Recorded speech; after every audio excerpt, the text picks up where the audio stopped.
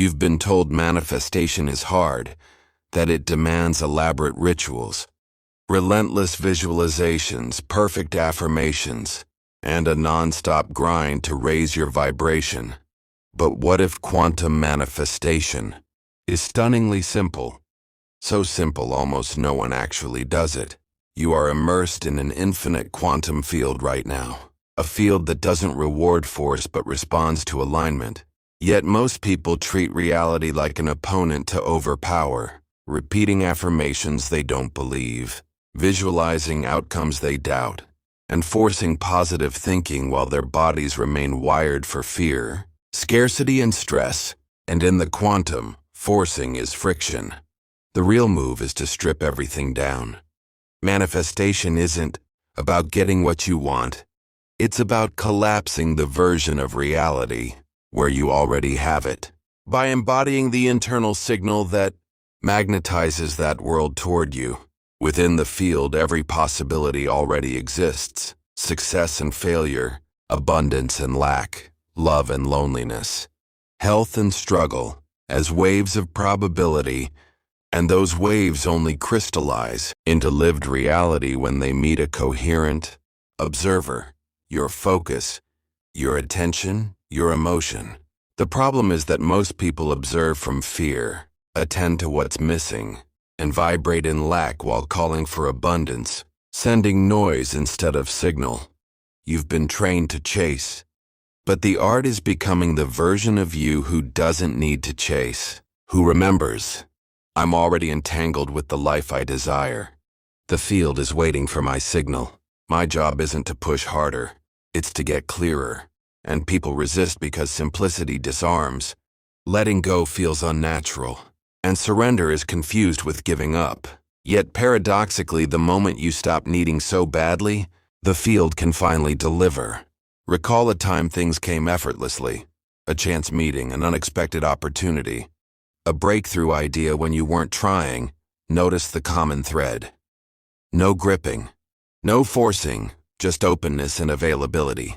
The quantum reads energy, not words. So you can repeat "I am wealthy" 1,000 times, but if your body is broadcasting fear and your heart is clenched in scarcity, the field mirrors that precisely. The radical shift is to focus on being, not getting. Become the signal. Embody the vibration. Let your state lead your effort. What does the field actually respond to?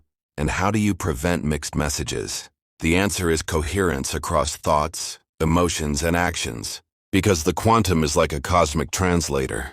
The message lands when your inner world is aligned, and scrambles when you think one thing, feel another, and do something else. Enter the observer effect. At the quantum level, particles live as probabilities until an observer collapses the wave into an event. But the true observer isn't just your conscious mind, it's also your subconscious. So if you consciously want abundance while your subconscious still broadcasts survival, scarcity, or fear, the hidden broadcast wins and collapses you into timelines you didn't knowingly choose. This is why so many feel stuck. They polish the surface mind while ignoring the deeper program, and in the quantum game, the subconscious usually wins. Popular authors like Joe Dispenza and Bruce Lipton point to the heart's powerful electromagnetic field and show how heart-brain coherence creates a unified signal, which is why trying to manifest from the mind alone often fails. Without embodied emotion, the felt sense of alignment, the field has no clear signal to echo. It's not enough to tell the universe what you want. You must become a vibrational match by tuning your body, breath, nervous system, beliefs, and daily choices into harmony.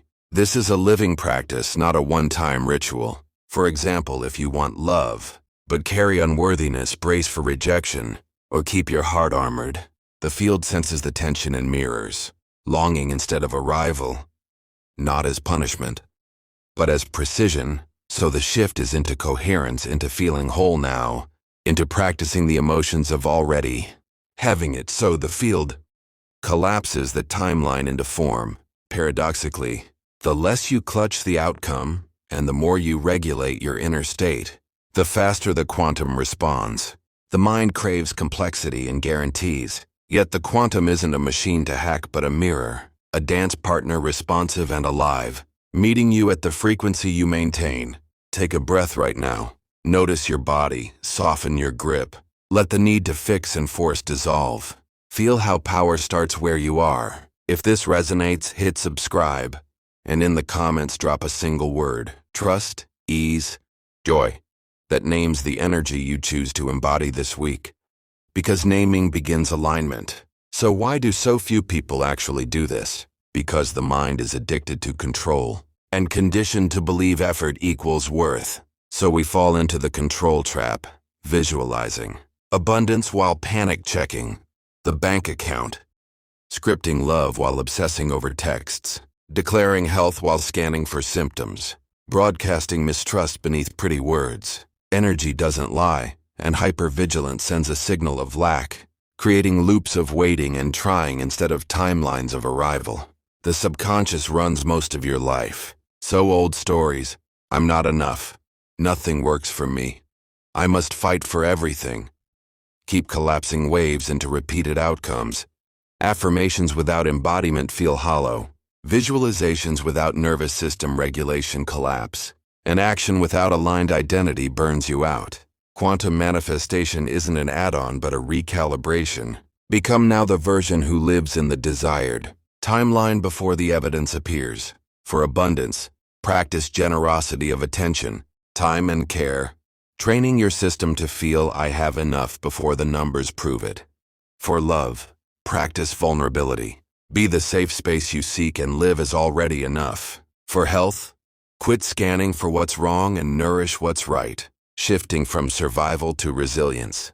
When you stop needing it so desperately, it comes, not because life teases you, but because you stop being the resistance. Where are you white-knuckling the wheel?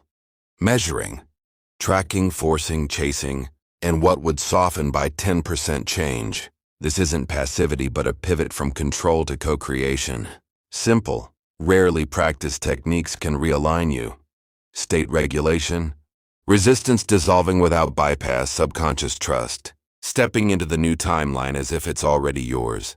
Remember the core. You don't manifest what you want, you manifest what you are. Like a radio if you want jazz. You tune to jazz. You can't demand a new song while staying on the old station. Change the dial by noticing your current frequency, how you breathe under stress, how your body moves, which stories loop.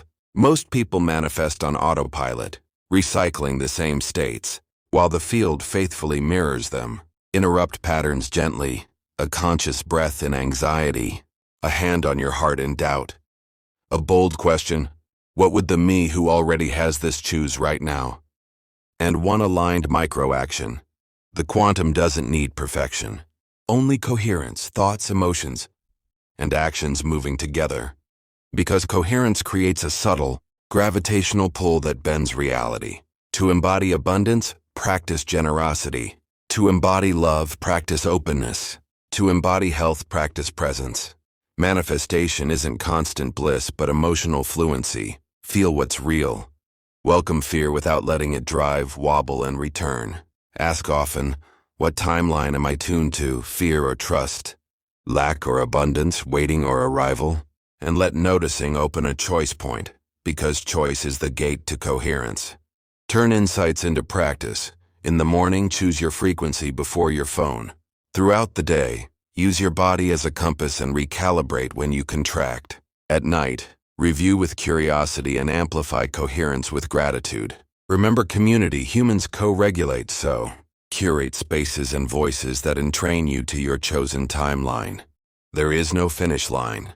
Live at the edge of your evolution and become a creator rather than a collector of techniques. The field isn't separate from you. You are entangled with it, both observer and observed, so when you tune your frequency, you're not asking life to meet you. You're becoming the life you've been seeking. If this stirred something, subscribe and drop one word: alignment, ease, power, or your own. Let it be a quantum seed you plant in yourself. Thank you for your presence. Keep tuning, keep aligning, keep playing in the field.